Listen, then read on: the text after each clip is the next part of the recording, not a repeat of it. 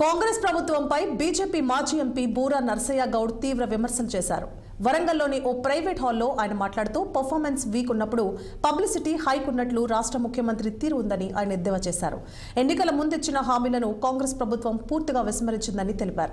500 రూపాయలకు గ్యాస్, మహిళలకు 2400 పెన్షన్, రైతు బంధు హామీలను నెరవేర్చకపోగా బీసీలను మోసం చేసే కుట్రలు చేస్తున్నారని అన్నారు.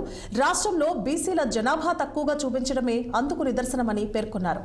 కేంద్రంలోని ప్రధాని నరేంద్ర మోదీ ప్రభుత్వం అన్ని రాష్ట్రాల అభివృద్ధి కోసం కృషి చేస్తోందని, పేద బడుగు బలహీన వర్గాలను ఆదుకోవడమే మా ఆకాంక్ష అన్నారు. ఆర్థిక వ్యవస్థకు చేయడానికి ఇప్పటికే అనేక ప్రణాళికలు పెట్టారు. దానికి సంబంధించినటువంటి ప్రణాళికలు కూడా ఉన్నాయి. ఇకపోతే రాష్ట్ర ప్రభుత్వం ఈ మధ్య ఫ్యాషన్ అయిపోయింది.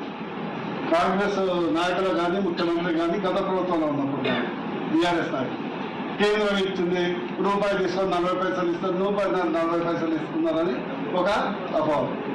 రాష్ట్రాన్ని నుంచి కేంద్రానికి పోయేది only one thing, GST, income tax, అంతే కదండి.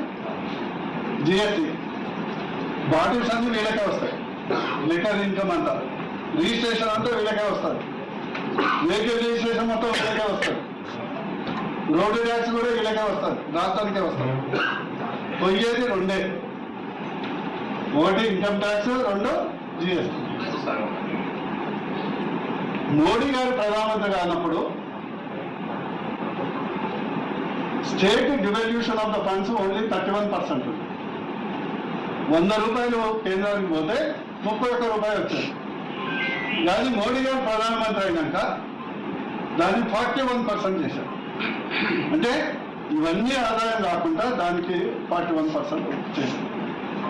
గతంలో 2014 నుంచి 2024 వరకు తెలంగాణ రాష్ట్రానికి మోడీ గారి కేంద్ర ప్రభుత్వం తెలంగాణకు దాదాపు 10 లక్షల కోట్ల ప్రత్యక్ష పరోక్ష ఆర్థిక సహకారం అందించింది. లెక్కలు దయచేసి. నల్గొండ జిల్లా కేంద్రంలోని